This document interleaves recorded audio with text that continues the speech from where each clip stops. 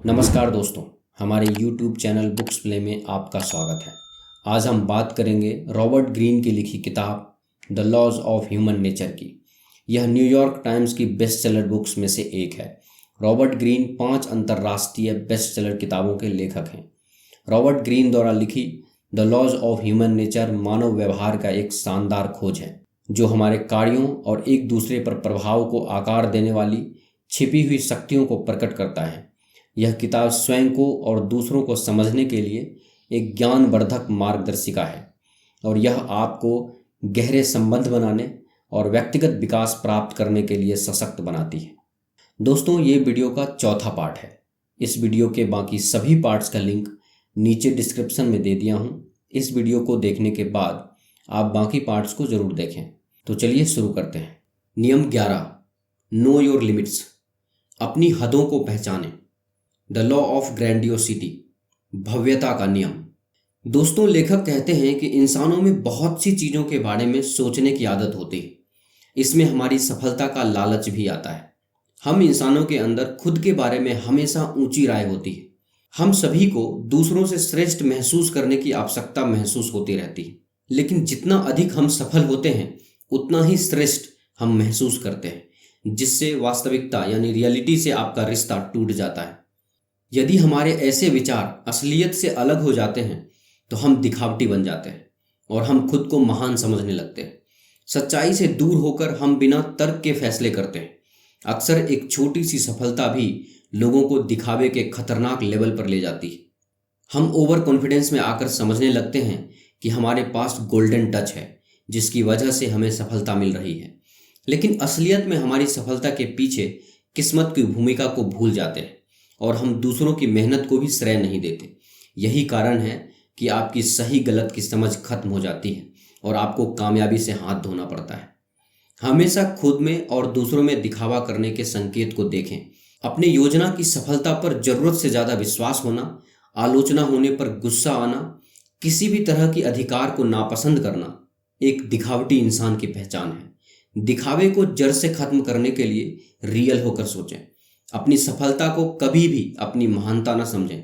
इसीलिए अपनी श्रेष्ठ होने की ज़रूरतों को समझें। ऊर्जा केंद्रित कर एक चीज़ पर गहराई से और पूरी तरह से ध्यान केंद्रित करें। ऐसे लक्ष्य पर ध्यान केंद्रित करें जो आपकी क्षमता को जचता है और जहां तक आप पहुंच सकते हैं। हम बेहतर बनने की कोशिश में असलियत खो देते हैं, जिसकी वजह से हम बिना तर्क के फैसले लेते हैं और सिर्फ कल्पना तक सीमित रहते हैं। सफलता के लिए आपका रवैया, आपका योगदान और दूसरे लोगों की ज़िंदगी में जो आप वैल्यू लाते हैं उसके अनुरूप होना चाहिए। इसमें माइकल ईजनर का उदाहरण सबसे उचित है, क्योंकि वे जितनी ऊंचाई तक कामयाबी की सीढ़ी चढ़े उतनी ही बुरी तरह गिरे भी। डिज्नी और एबीसी जैसे विशाल कंपनियों को बनाने वाले इस व्यक्ति का व्यावसायिक अंत बहुत बुरा हुआ और इसका कारण यह था कि कुछ बड़ी कामयाबियों के बाद ईजनर ने अपनी आंखों पर श्रेष्ठता की पट्टी बांध ली थी। माइकल ईजनर, जो पारामाउंट पिक्चर्स के प्रेसिडेंट थे, उनके कैरियर में एक मुकाम पर आकर वह अपनी पावर को लेकर ओवर कॉन्फिडेंट हो गए। वह असलियत से इतना दूर हटकर सोचने लगे कि उनके फैसले के परिणाम गलत और नुकसानदायक होने लगे। ईजनर अपने शुरुआती कैरियर में न केवल रियल थे बल्कि दूसरों को भी रचनात्मक तरीके से सोचने के लिए प्रोत्साहित करते थे, लेकिन सफलता पाने के साथ उनके विचार भी बदलने लगे, जिससे वह बहुत जल्द अपनी पावर खो बैठे। एक दिखावटी इंसान जिसमें प्रतिभा और एनर्जी हो वह लीडर बन तो सकता है, लेकिन वह खतरनाक भी हो सकता है।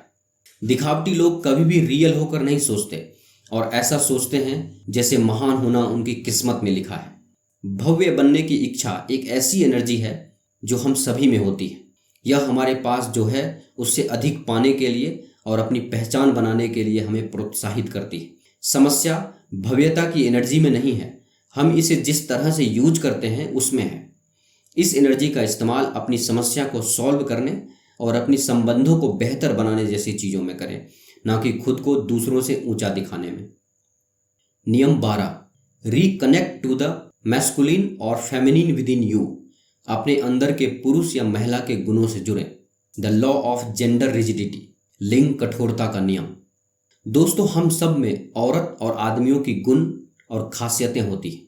कुछ अनुवांशिक होती है और कुछ दूसरे लिंग के माता पिता से आती है।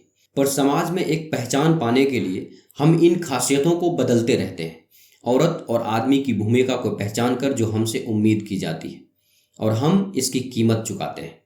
हम अपने चरित्र को खो देते हैं। आपको इन खोई हुई खासियतों का पता होना चाहिए और उनसे फिर से जुड़ना चाहिए ताकि रचनात्मक शक्तियां बन सके। मर्द हो या औरत, दोनों ही अपने जेंडर के अनुसार बर्ताव करते हैं, लेकिन लेखक का कहना है कि सिचुएशन के हिसाब से हमें बदलना चाहिए और रिजिड नहीं रहना चाहिए। औरतों को हमेशा इमोशनल नहीं होना चाहिए, वैसे ही मर्दों को हमेशा एग्रेशन नहीं दिखाना चाहिए, बल्कि प्यार और शांति से बात करनी चाहिए। इटली की कैटरीना स्फोर्जा के समय में महिलाओं के पास बहुत ही सीमित अधिकार थे, लेकिन कैटरीना औरों की तुलना में अलग थी। कैटरीना ने कई लड़ाइयों में हिस्सा लिया और उनका नेतृत्व भी किया। वह अपने समय की सबसे पॉपुलर महिला समझी जाती थी। उन्होंने अपने पुरुषत्व और स्त्रीत्व गुणों को साथ मिलाकर सोचने और काम करने का एक नया तरीका अपनाया। महिला और पुरुष दोनों ही समान रूप से कैटरीना से प्रभावित थे। वह एक और मिलिट्री स्ट्रेटजीज और साइंटिफिक डिस्कवरी के टॉपिक पर भी बात कर सकती थी, और वहीं दूसरी ओर वह जो पाना चाहती थी उसके लिए किसी से फ्लर्ट करने से भी नहीं शर्माती थी। यदि आप अपनी नेचुरल पुरुषत्व और स्त्रीत्व गुणों को पहचान लेंगे तो आप अपने अंदर छिपी हुई एनर्जी को आज़ाद कर पाएंगे और अपने से अपोजिट जेंडर के लोगों के साथ बेहतर तरीके से जुड़ पाएंगे। नियम 13, advance with a sense of purpose. उद्देश्य की भावना के साथ आगे बढ़े। द लॉ ऑफ एमलेसनेस, लक्ष्यहीनता का नियम। दोस्तों, लेखक कहते हैं कि इस डिजिटल युग में कभी कभी लोगों को अस्थायी निराशाओं और असफलताओं से निपटने के लिए खुद से आगे बढ़ना पड़ता है। जानवरों की तरह हम इंसानों के पास खतरों को पहचानने का स्वाभाविक प्रवृत्ति नहीं होता है। हम इंसानों को अपने सचेतन फैसलों पर ही निर्भर रहना पड़ता है। जब जिंदगी में कैरियर पाथ और अपनी असफलताओं को संभालने की बात आती है तो हम जो भी श्रेष्ठ कर सकते हैं वो करते हैं, पर हम अपने अंदर कहीं ना कहीं एक सही दिशा की कमी महसूस करते हैं। लगातार हार मिलना ज़्यादातर दिशा भटक जाने के कारण होता है। हम अपने विचारों और दूसरों की राय के कारण खुद का कभी इधर तो कभी उधर खिंचाव होता हुआ महसूस करते हैं। हम अक्सर ही खुद से यह सवाल पूछते हैं कि हम इस जगह पर कैसे आ गए, हम इस नौकरी को कैसे कर रहे हैं। ऐसे भविष्य से बचने के लिए ज़रूरी है कि आप अपने अंदर उद्देश्य की भावना जगाएं और इस जानकारी का इस्तेमाल सही फैसले लेने में करें। यहाँ तक कि हमारी शंका और असफलताओं का भी एक उद्देश्य होता है, हमें मजबूत करना। ऐसा करने से हम खुद को और बेहतर जान पाएंगे, अपने रुचि और पसंद को समझ पाएंगे और यह भी जान पाएंगे कि किन कामों को करना है और किन को इग्नोर करना है। इस ऊर्जा और दिशा के साथ हमारे कार्यों को कभी न रुकने वाली कमाल की ताकत मिलती है। मार्टिन लूथर किंग जूनियर एक कॉम्प्लेक्स इंसान थे। उनके चरित्र के कई पहलू थे। एक ओर जहां वो प्लेजर और कंफर्ट से प्यार करने वाले राजा थे, वहीं दूसरी ओर वो अपने लोगों की समस्याओं को भी समझने वाले राजा थे। उनके अंदर एक ऐसा संवेदनशील राजा भी छिपा था जो उनका ध्यान आध्यात्मिकता की तरफ ले जाता था। अपने चरित्र के कई रूप होने के कारण वे हमेशा उलझन में रहते थे, लेकिन जब मार्टिन लूथर किंग जूनियर ने सिविल राइट्स मूवमेंट में मोंटगोमेट्री का नेतृत्व संभाला, उस पल उनके जीवन में एक उद्देश्य आया और उन्होंने अपनी पूरी एनर्जी इस उद्देश्य के पीछे लगा दी। हम दुनिया के सामने भले ही समझदार और परफेक्ट बनने की कोशिश करें, लेकिन हकीकत में हमारे कई इमोशंस और कई चेहरे होते हैं। अपनी लाइफ में एक निश्चित उद्देश्य को ढूंढें, अपने लक्ष्य की एक सीढ़ी बनाएं और छोटे छोटे स्टेप्स से शुरुआत करें। वो काम करें जिससे आपको खुशी मिलती है। शॉर्टकट से बचें और अपने दीर्घकालिक लक्ष्य पर फोकस करें। नियम 14, resist the downward pull of the group. समूह के नीचे खींचने का विरोध करें। द लॉ ऑफ कन्फर्मिटी, अनुरूपता का नियम। हम मनुष्य समूह यानी ग्रुप से आकर्षित होते हैं। हम समूह की ऊर्जा में खुद को खोना पसंद करते हैं। हम इसमें फिट होने की आवश्यकता महसूस करते हैं। हम खुद को यह बताना चाहते हैं कि हम स्वतंत्र हैं, लेकिन असल में ऐसा नहीं है। आसपास के लोग हम पर दबाव डालते हैं। इस सत्य को नकारने से बेहतर है इसका लाभ उठाना। दोस्तों, हम सभी के चरित्र की एक ऐसी साइड होती है जिससे हम अनजान होते हैं। जब हम लोगों के किसी ग्रुप के बीच होते हैं तो हम अलग तरह से व्यवहार करते हैं। लोगों के बीच हम उनके जैसा बोलते और उनके जैसा व्यवहार करते हैं। हम उस वक्त एक अलग सोच रखते हैं। हम जोखिम लेने और तर्कहीन काम करने के लिए तैयार हो जाते हैं, क्योंकि उस वक्त और भी लोग हमारे साथ होते हैं। दूसरों को सुनते सुनते और उनके जैसा व्यवहार करते करते हम अपनी इंडिविजुअल पहचान और सोचने की एबिलिटी खो देते हैं। इसका एकमात्र हल है कि आत्म जागरूक होकर ग्रुप में रहने के दौरान अपने व्यवहार में आए बदलाव को समझना है। इस समाज के साथ हम बेहतरीन सोशल एक्टर्स बन सकते हैं, जो दूसरों के साथ फिट और कोऑपरेट कर सकता है, साथ ही अपनी आज़ादी और तर्क को बनाए रख सकता है। ऐसा करके न केवल हम पॉपुलर बन सकते हैं, बल्कि किसी भी ग्रुप में फिट हो सकते हैं। अपने ग्रुप को एक पॉजिटिव दिशा में ले जाओ। उद्देश्य की सामूहिक भावना लगातार उत्पादक भावनाओं को जन्म देती है। अपनी टीम का नेता बनकर खुद को एवं अपने ग्रुप को टॉक्सिसिटी और ऐसे अन्य नकारात्मक विचारों से बचाकर उसमें अच्छे विचारों को प्रवाहित करें। उदाहरण के तौर पर, जब कभी भी आप स्टडी करने का प्रयत्न करते हैं तो आपका ग्रुप आपको घूमने या अन्य लालच देकर उसमें बाधा डाल सकते हैं। आपको अपने दृढ़ संकल्प के माध्यम से ऐसे हालातों से बचना होगा। 1960 में चीन के कल्चरल रिवॉल्यूशन के दौरान चेयरमैन माओ ने सोचा कि वो इस ह्यूमन नेचर को बदल सकते हैं, लेकिन माओ यह नहीं समझ पाए कि जब लोग ग्रुप में होते हैं तो वे गहरी सोच में नहीं उलझते। उस वक्त वह बस उस ग्रुप में फिट होना चाहते हैं। इसकी वजह से पूरा देश कल्चरल रिवॉल्यूशन के इशू को पीछे छोड़कर ट्राइबल वार में उलझ गया और अंत में 1968 में देश में चल रहे फसाद पर काबू पाने के लिए माओ को पुलिस शासन लागू करना पड़ा। सामाजिक दबाव बहुत ही ताकतवर होता है। यह हमें ग्रुप का हिस्सा बनने के लिए प्रेरित करता है। हमें यह महसूस करने के लिए मजबूर करता है कि हमारी भी कोई अलग अस्तित्व है और हम भी किसी ग्रुप से संबंधित हैं। सामाजिक दबाव ना तो सकारात्मक होता है और ना ही नकारात्मक होता है। यह तो बस हमारे नेचर का एक साइकोलॉजिकल हिस्सा होता है। हर ग्रुप में अलग अलग तरह के लोग होते हैं, लेकिन एक हेल्दी और अच्छा ग्रुप वह होता है जिसमें सभी का एक ही उद्देश्य हो, साथ ही जहां अपने विचारों और राय को साझा करने की आज़ादी हो। यह हमारी जिम्मेदारी है कि हम ज़्यादा से ज़्यादा ऐसे ग्रुप बनाकर एक हेल्दी और सुखी समाज का निर्माण करें। नियम 15, make them want to follow you. दूसरों से खुद को फॉलो करवाएं। द लॉ ऑफ फिकलेसनेस, चंचलता का नियम। लेखक कहते हैं कि जब आप एक नेता की भूमिका निभाते हैं तो कठोर इलाज के लिए खुद को तैयार रखें। हर एक गलती जो आप करेंगे वो दूसरे किसी के लिए एक मौका होगा आगे बढ़कर आपका ताज छीन लेने का। इसका हल यह है कि अपने ज़मीन से जुड़े रहें और इन हमलों का सामना करें। इस प्रक्रिया में आपके अधिकार पर सवाल किए जाएंगे और आपका स्टेटस पूछताछ का विषय बन जाएगा। इस बड़ी ताकत को संभालने वालों को लोगों की मदद करनी चाहिए, खुद को एक सही नेता दिखाने के लिए। अनुभवी नेता इस कला का अभ्यास करते हैं क्योंकि वो इसके साइड इफ़ेक्ट्स को जानते हैं। हालांकि नेतृत्व का स्टाइल वक्त के साथ बदल गया है, बस एक चीज़ वही है, सत्ता में रहने के लिए लोग हमेशा महत्वाकांक्षी रहते हैं। वो नेतृत्व करना चाहते हैं पर आज़ाद भी महसूस करना चाहते हैं। बिना बलिदान दिए वो सुरक्षित रहना और सफलता का मजा लेना चाहते हैं। जब आप एक ग्रुप के नेता होते हैं तो लोग लगातार आपको उस पल उकसाते हैं जब आप कमज़ोर महसूस कर रहे होते हैं। लोग आपकी कमजोरी का फ़ायदा उठाने के लिए हमेशा तैयार रहते हैं। इसीलिए यह बात याद रखें कि लोगों की वफादारी पाने के लिए आपको उनका दोस्त बनना पड़ेगा। लोग आपकी क्षमता पर शक करेंगे। अपने इरादों के लिए रहस्यमयी बने और छिपी हुई निंदा के लिए जवाब दें। अगर आपको नेतृत्व करना है तो इस कला की महारत हासिल करें। एक बार आपने लोगों का भरोसा पा लिया तो वो आपके साथ खड़े रहेंगे, चाहे हालात कितने भी बुरे क्यों ना हो। जब 1559 में एलिजाबेथ टूडर इंग्लैंड की रानी बनी तब वह जानती थी कि उनकी स्थिति बहुत ही कमज़ोर है। वह अपने पिता और दूसरे राजाओं की तरह नहीं थी। उनके अंदर क्वीन बनने का कॉन्फिडेंस बिल्कुल नहीं था। ना तो उनके पास पावर थी और ना ही कोई उनकी रिस्पेक्ट करता था। उस समय देश के हालात भी बहुत ख़राब थे, लेकिन एलिजाबेथ के पास बड़ी सोच और दिमाग दोनों ही थे। एलिजाबेथ ने खुद की पॉपुलैरिटी बढ़ाई, आम जनता तक अपनी पहुंच बनाई, साथ ही यह भी साबित किया कि किसी अन्य राजा की तरह ही व्यापार और राज्य पर उनकी अच्छी पकड़ है। उनका व्यवहार हमेशा नर्म और नेचुरल था और वह अपने आसपास के लोगों के मूड का हमेशा ध्यान रखती थी। उन्होंने कभी भी अपनी पावर को खुद पर हावी नहीं होने दिया।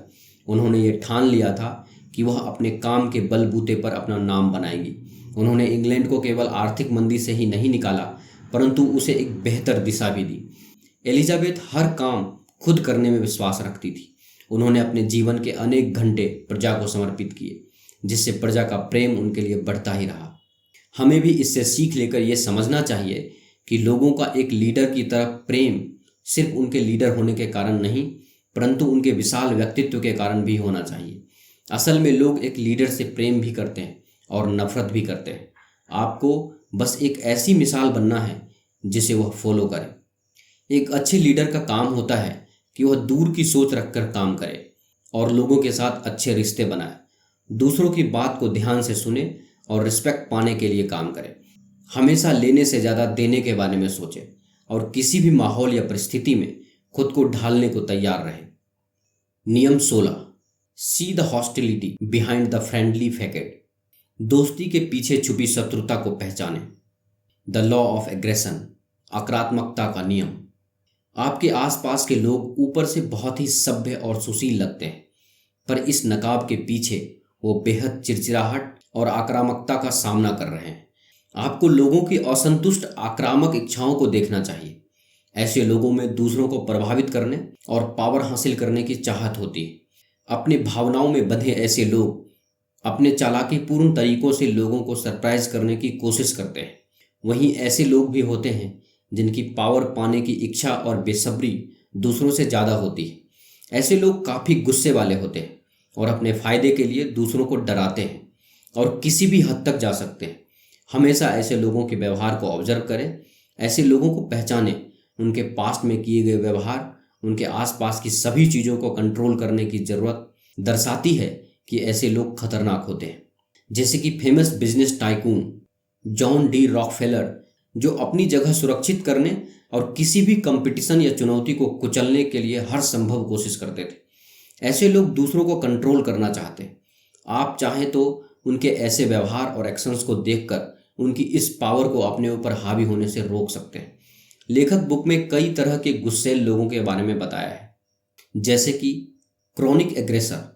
ऐसे लोग हमेशा दूसरों को कंट्रोल करना चाहते हैं और वे अपने आसपास के लोगों को एक वस्तु की तरह देखते हैं। सोफिस्टिकेटेड एग्रेसर, इनके दुश्मनों की संख्या से आप इन्हें पहचान सकते हैं। एक सोफिस्टिकेटेड एग्रेसर को कभी भी चुनौती देने की कोशिश ना करें, वरना आप हार जाएंगे, क्योंकि ऐसे लोग जीतने के लिए किसी भी हद तक जा सकते हैं। पेसिव एग्रेसर, ऐसे लोग आपके सामने तो आपकी तारीफ करते हैं, लेकिन पीठ पीछे आपकी बुराई करते हैं। अगर आप इन आक्रामक मूव्स के ऑब्जर्वर बने रहे तो आप तब भी खड़े रह पाएंगे जब चीज़ें आपके हाथ से निकलने लगती हैं। आक्रामक ऊर्जा बुरी नहीं है। अगर आप इसे काबू कर सकते हैं तो अस्थायी असफलताओं के बावजूद ये आपको बांधे और दृढ़ निश्चयी रखती है। समाज हमें हमारे गुस्से को छिपाना बचपन से ही सिखा देता है, लेकिन हम जितने भी कोशिश कर लें, हम सब में एग्रेशन होता ही है। इसलिए इसे छुपाने से बेहतर है कि हम इसका सही इस्तेमाल करें, क्योंकि अगर आप ऐसा नहीं करेंगे तो कोई और जो अपने गुस्से को संभालना जानता है आप पर हावी हो जाएगा। दोस्तों, अपने हाव भाव पर ध्यान दीजिए जो आप पर हमेशा हावी हो जाते हैं। इसे जॉन डी रॉकफेलर के उदाहरण से समझ कर देखते हैं, जिसकी सक्सेस स्टोरी को इतिहास में सबसे उल्लेखनीय कहानियों में से एक माना जाता है। बहुत ही कम समय, लगभग 20 वर्ष, वह समाज के निचले हिस्से से अमेरिका में सबसे बड़े निगम के संस्थापक और मालिक बने और उसके तुरंत बाद दुनिया के सबसे धनी व्यक्ति के रूप में उभरे। देखा जाए तो ना ही वे बहुत इंटेलिजेंट थे और ना ही बहुत किस्मत वाले, पर वे हर परिस्थिति और प्रतिद्वंदी पर हावी रहते थे और हर अपॉर्चुनिटी का भरपूर इस्तेमाल करते थे। इस तरह की ऊर्जा को हम एग्रेसिव एनर्जी कहेंगे। नियम 17, सीज द हिस्टोरिकल मूवमेंट, ऐतिहासिक पलों को कैद करें। The law of generational myopia, पीढ़ीगत निकट दृष्टि दोष का नियम। लेखक के अनुसार जेनरेशन गैप कोई झूठ नहीं है, क्योंकि हर नई पीढ़ी अपनी अलग वैल्यूज और एजेंडा बनाती है। वो अपने सदस्यों का बर्ताव बनाती है और उसे दुनिया पर एक ताकतवर प्रभाव डालने के लिए लगाती है। हर जनरेशन पहली जनरेशन से खुद को अलग करना चाहती है और अपने तरीके से दुनिया को बदलना चाहती है। इस प्रोसेस में हर जनरेशन कुछ पसंद नापसंद, कुछ नियम और सोचने का तरीका बनाते हैं। जैसे जैसे हम बड़े होते जाते हैं, जनरेशन का यह नियम और विचार हमें बाकी सभी दृष्टिकोण से दूर कर देते हैं। आपका काम यह समझना है कि आप कौन हैं और आप दुनिया को कैसे देखते हैं तथा इसका आप पर क्या प्रभाव पड़ता है। इस तरह आप अपनी जनरेशन द्वारा बनाए गए मानसिक बाधाओं को तोड़ पाएंगे और इस आज़ादी के साथ एक बेहतर इंसान बन सकेंगे। अपनी जनरेशन की सोच को समझें कि इस समय में यह किस तरह से अपना योगदान दे रहा है। इस बात पर ध्यान दें कि आपकी जनरेशन अपने पहले और बाद की जनरेशन के लोगों के साथ कैसा व्यवहार करती है। कभी कभी अपने पेरेंट्स या बच्चों के नज़रिए से दुनिया को देखने की कोशिश करें। नियम 18, meditate on our common mortality. अपनी मृत्यु को ध्यान में रखें। मौत से इनकार का नियम। जीवन की दौड़ भाग में आदमी ऐसा खो जाता है कि अपने आप को अमर समझने लगता है, लेकिन हमें हमेशा याद रखना चाहिए कि एक दिन सब यहीं रह जाएगा और हम इस दुनिया को अलविदा कहकर चले जाएंगे। दोस्तों, मौत हम सबको आनी है और ये सच है। इसके होने की अप्रत्याशितता का पता होना सच में एक दमदार टूल है जिसे आप पा सकते हैं। ये आपका एक सेंस ऑफ अर्जेंसी बनाने में मदद करता है, जिससे आपके डेली के कामों को फ्यूल मिलता है। अपने दिमाग को इसी तरीके से सोचने के लिए ट्रेन करना भी परिणाम जल्दी पाने का बेहतरीन तरीका है। हम में से ज़्यादातर लोग मौत के विचार को अवॉइड करते हैं और मौत की बात सोचकर डर जाते हैं, लेकिन इसकी जगह मौत की सच्चाई हमेशा हमारे दिमाग में होनी चाहिए। यह जीवन एक दिन खत्म हो जाएगी। इसकी समझ हमारी जिंदगी को एक उद्देश्य देती है और अपने लक्ष्य की तरफ काम करने का एहसास दिलाती है। यह हमें इस बात की समझ देता है कि हमारी छोटी सी जिंदगी में क्या मायने रखता है और क्या नहीं। कुछ लोग खुद को दूसरों से अलग करके महान महसूस करते हैं, लेकिन हमें देखना चाहिए कि सबकी मौत होती है और यह सच्चाई हम सभी को समान बनाती है। अमेरिका के महान राइटर्स में से एक फ्लैनरी ओ कॉनर की मृत्यु 39 साल की उम्र में हो गई। उन्होंने अपनी जिंदगी के आखिरी 13 साल ल्यूपस जैसी बीमारी से लड़ते हुए गुजार दिए। वह जानती थी कि उनके पास समय बहुत कम है। उन्होंने अपनी मौत की सच्चाई को स्वीकार कर लिया और इस सोच का इस्तेमाल अपनी रचनात्मकता को बढ़ाने में किया। उन्होंने बस इस बात पर फोकस किया कि उसके लिए और उसके आसपास के लोगों के लिए क्या महत्व रखता है। वह भले ही बहुत कम समय तक जीवित रही, लेकिन उन्होंने बस वही किया जो वह करना चाहती थी और अपनी इस सोच के कारण एक महान लेखक के रूप में उसका नाम इतिहास में दर्ज हो गया। ज़्यादातर इंसानों के लिए मौत एक डरावनी चीज़ है।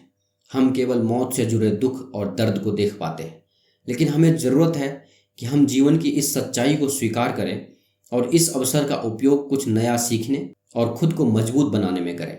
मौत की सच्चाई को स्वीकार करके हम अपनी लाइफ ज़्यादा खुलकर और टेंशन फ्री होकर जी सकते हैं। इससे हमारा काम भी बेहतर हो जाता है और हमारे संबंध भी अच्छे हो जाते हैं। दोस्तों, यह थी रॉबर्ट ग्रीन द्वारा लिखी book the law of human nature की समरी। यह समरी आपको कैसी लगी, कृपया हमें नीचे कमेंट बॉक्स में कमेंट करके ज़रूर बताएं। अगर आपको यह समरी अच्छा लगा हो तो इस वीडियो को लाइक और अपने दोस्तों और फैमिली मेम्बर्स के साथ अवश्य शेयर करें और ऐसे ही लाइफ चेंजिंग बुक समरीज देखने के लिए हमारे YouTube चैनल बुक्स प्ले को सब्सक्राइब करें। धन्यवाद।